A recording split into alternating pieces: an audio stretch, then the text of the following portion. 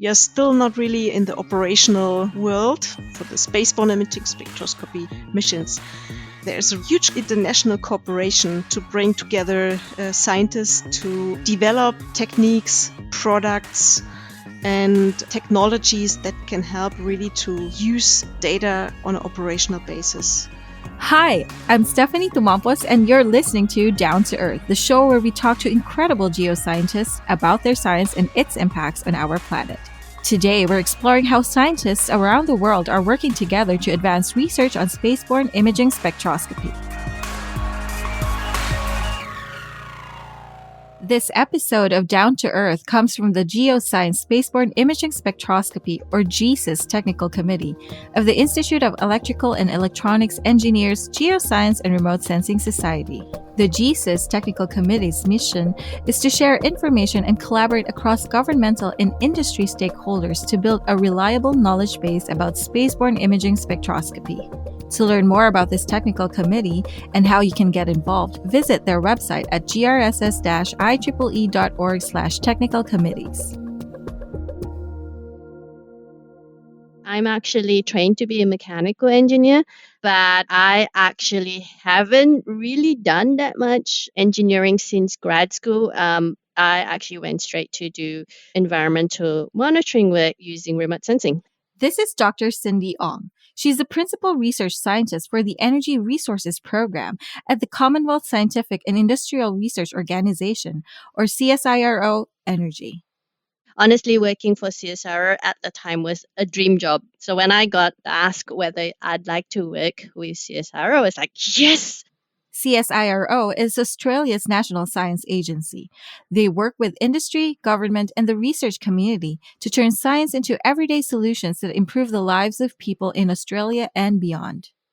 Looking at mine environment monitoring brought me to imaging spectroscopy because really it was a very exciting developmental time for remote sensing and particularly for imaging spectroscopy in Australia. And I just felt like that was a very exciting area to be in. Cindy's current work at CSIRO focuses on quantification and monitoring of methane and other environmental impacts related to the onshore gas industry. She also leads the Pan-CSIRO project on optical calibration and validation. Through this project, she's spearheading the effort to set up a new vicarious calibration site specifically for imaging spectroscopy. My background is on urban imaging spectroscopy, so I started answering questions of urban applications using imaging spectroscopy data from airborne sensors. This is Dr. Uta Hayden. She's a scientist at the Remote Sensing Technology Institute of the German Aerospace Center, also known as DLR.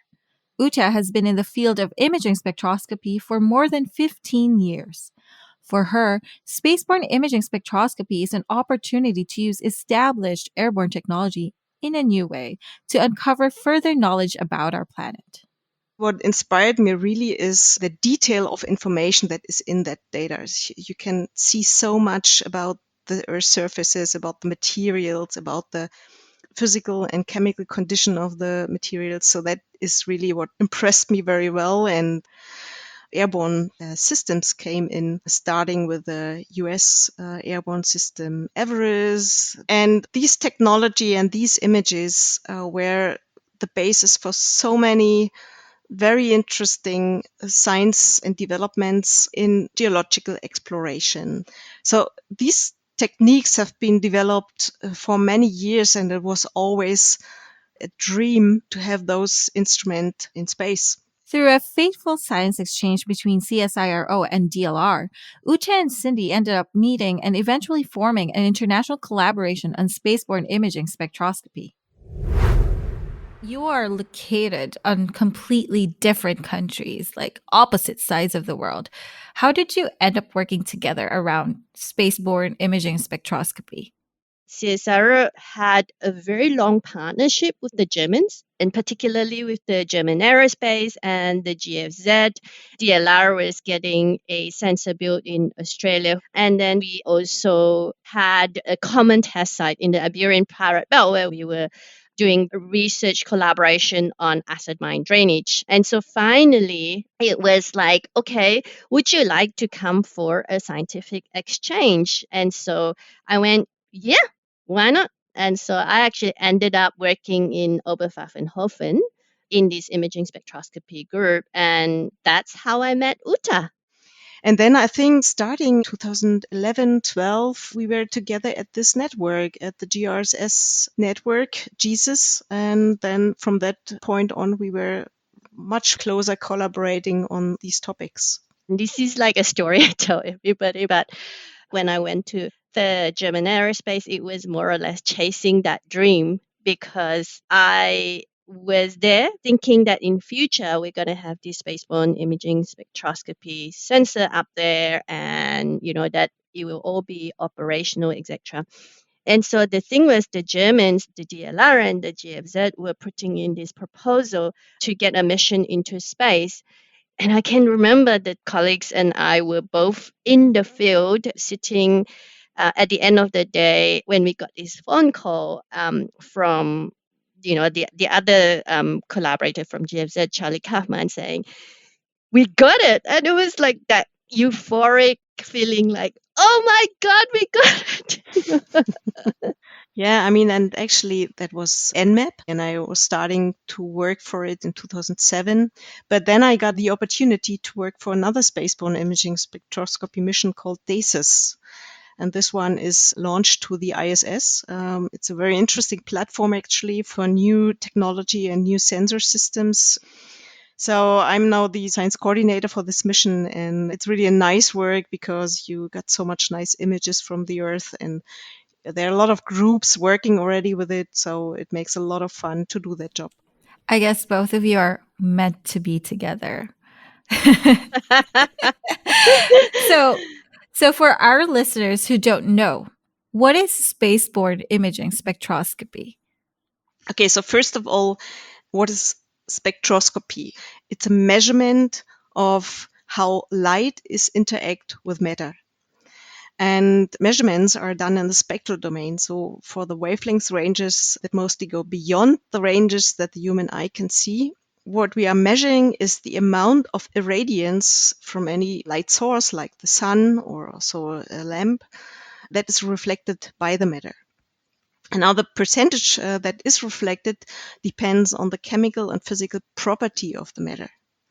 Since we measure these very narrow consecutive wavelength ranges, we get a kind of a reflectance curve. And the form of the curve contain a lot of information about the physical and chemical property of this matter. Spectroscopy, especially in the laboratory, it's actually, has been used for many decades. And this is just bringing that kind of measurement to a remote platform so that you can extend it to the spatial domain, as well as for looking at spatial scale, temporal scale phenomena. But I think the most important thing about imaging spectroscopy is that it actually provides you with that diagnostic information. What we have now, Landsat TM as operational, or Sentinel-2 as operational optical sensors, has the basis of spectroscopy, right? So the difference between multispectral and hyperspectral is that when you have multispectral, you're more or less wearing blurry glasses, whereas when you have hyperspectral, you kind of sharpen your focus more or less. With imaging spectroscopy, you can really move a step forward in the detail and the accuracy of measurements you can have from space.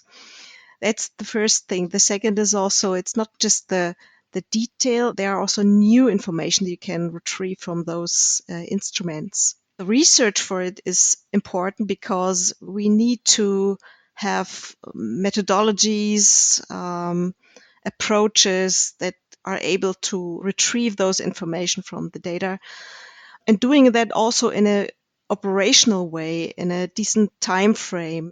I think that's one of the challenges of having these instruments in space, the challenge of frequency, the challenge of revisits, from the multispectral world, there are a lot of instruments like Landsat, like Sentinels, that are covering the Earth very frequently with a large coverage. And that's what the spaceborne imaging spectroscopy instruments doesn't really have so far.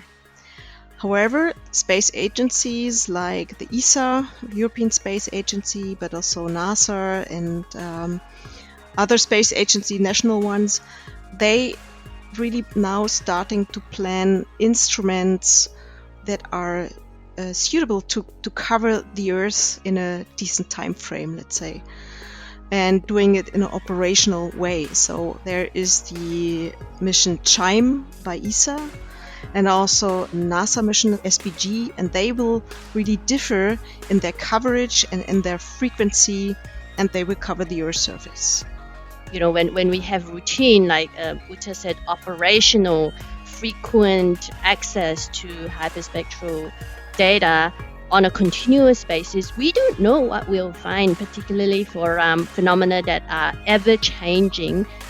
This is a new generation of data with better signal to noise, better calibration, and better ability to obtain more diagnostic features or diagnostic signatures.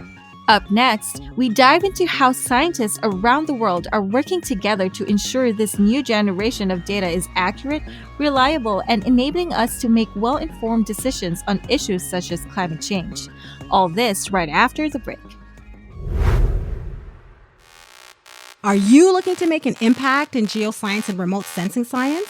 Then consider joining one of the Geoscience and Remote Sensing Society's technical committees. From environmental analysis to spaceborne imaging spectroscopy, each technical committee advances innovative research and technology in a specific field of remote sensing. By joining, you'll connect with a community of passionate researchers and professionals who are fostering important international collaborations and steering global research agendas. You'll also gain access to the latest news and state-of-the-art research in the field. Expand your network, enhance your career, and make a difference. Join a GRSS technical committee today by visiting grss-ieee.org/technical committees. Welcome back. Today, we've been learning about spaceborne imaging spectroscopy with Dr. Cindy Ong from CSIRO and Dr. Uta Heiden from the German Aerospace Agency, or DLR. As we've learned, imaging spectroscopy has been an airborne Earth observation technology since the 1980s. What makes spaceborne imaging spectroscopy an exciting addition to remote sensing techniques is its ability to enhance the information we can gather about the Earth's surfaces. In particular, hyperspectral data allows us to determine the physical and chemical properties of material in a scene. The current challenge with spaceborne imaging spectroscopy is its limited coverage of the Earth's surface. But as Uta and Cindy shared, new missions such as the Surface Biology and Geology, or SBG mission by NASA, or the Copernicus Hyperspectral Imaging mission known as CHIME, are being launched to solve this issue. These missions are being supported by scientific institutions around the world. And according to Uta and Cindy, it's this international collaboration that is key to the future success of spaceborne imaging spectroscopy. Let's go back to this topic about collaboration. How do you do such incredible collaborations in sync?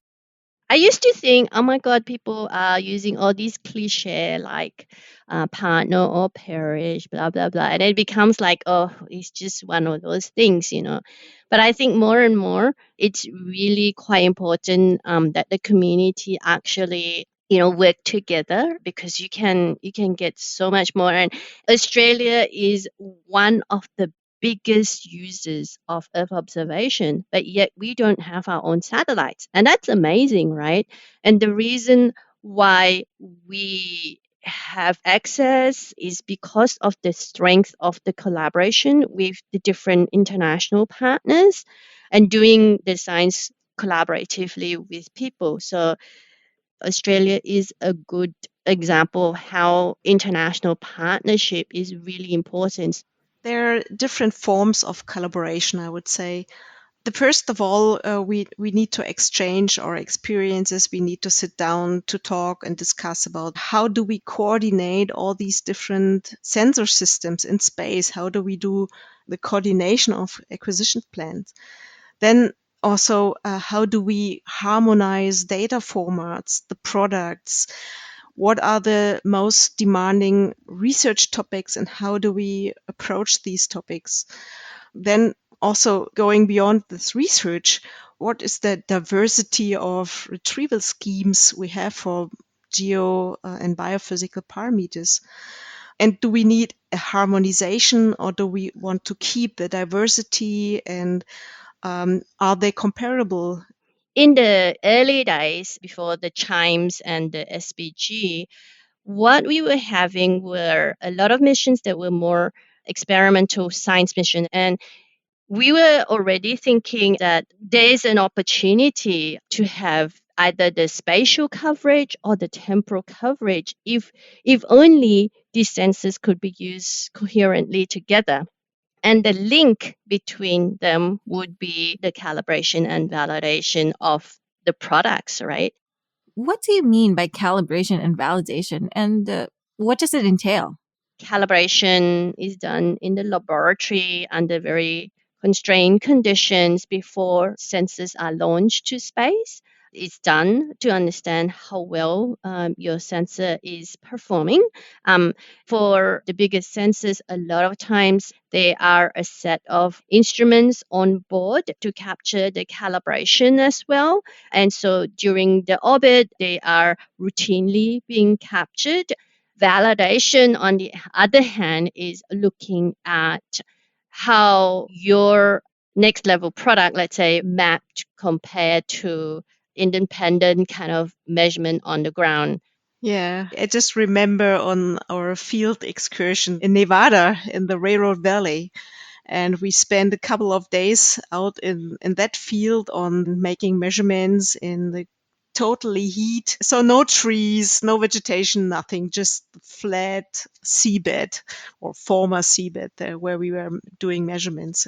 We did a lot of experiments actually to match our measurements on the ground to the spaceborne instruments. So, if I understand correctly, calibration is about ensuring the sensors are working before and while they are in space. And then we validate the data these sensors are collecting by comparing the sensors' measurements against measurements that teams of scientists collect in situ. So, why is international collaboration so important for calibration and validation initiative? The sites, the calibration and validation sites do not differ so much. There are just a few worldwide, and really people have to collaborate to use those sites and also to get to good data. So for the CHIME mission, for instance, there are a lot of international PIs that are responsible for a specific test site. So last year and this year, there have been field campaigns done by these people, supported by an airborne instrument from NASA, so the Everest, and also supported by spaceborne data from an Italian spaceborne mission called Prisma, and from DESIS, which is installed on ISS. So it's really a really nice example of international cooperation, and I think this is just done because people were sitting for so long together and dreamed about spaceborne imaging spectroscopy on an operational basis.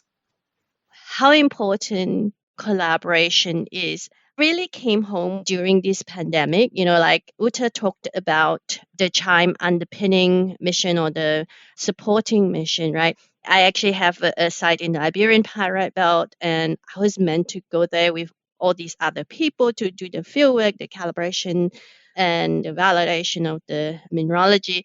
But when it came down to it, I just physically couldn't be there. And that really makes you think, well, you really need to collaborate with people who are able to work with you. And so we ended up actually having to call upon the real local people within the Andalusian state. And that was really quite a challenge. And so collaboration is just so important in that, you are just really restricted and you really have to stretch your resources so much.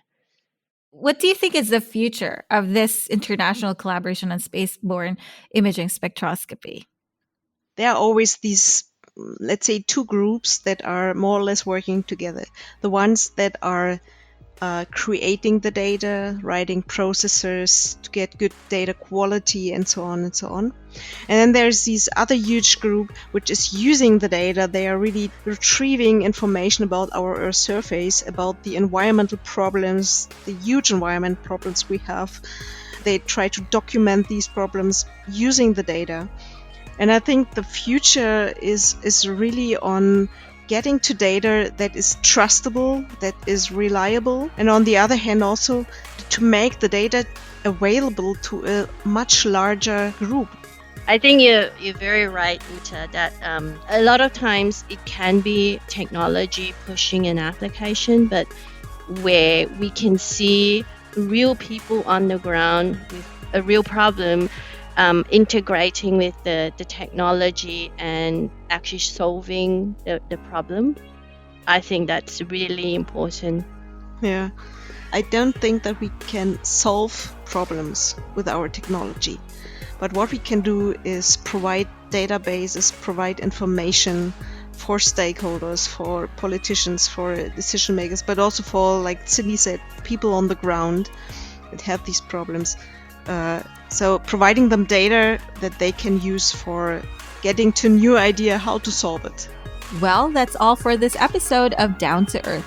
For more information on the work being conducted by Dr. Uta Hayden, visit the DLR Earth Observation Center at dlr.de/EOC. And to check out the work Dr. Cindy Ong is tackling through CSIRO Energy, visit their website at csiro.au. Don't forget to follow us on Spotify and Apple Podcasts. And of course, send some love to our sponsors at IEEE_GRSS on Twitter and Instagram, and IEEE Geoscience and Remote Sensing on Facebook and LinkedIn. This episode was produced by Nicole Bedford from Nicole Bedford Films, with help from me, Stephanie Tumampos. Graphics and design by Mylene Briggs of Killam Media. And a special thanks to Fabio Pacifici and Keely Roth for their support. I'm Stephanie Tumampos, and you've been listening to Down to Earth.